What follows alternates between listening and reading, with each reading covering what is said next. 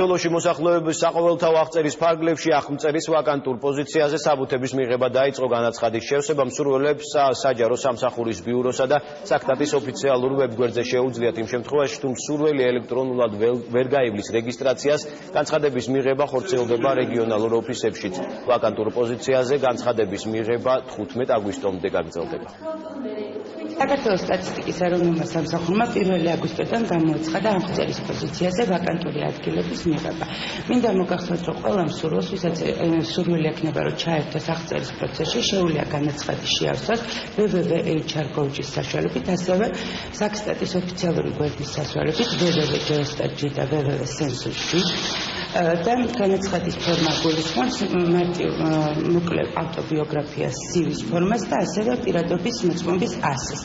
მათ ვისაც არ შეეძლებათ, რომ ელექტრონულად შეავსონ, შეუძლიათ აუცილებელი საბუთები მიიტანონ რეგიონალურ ოფისებში.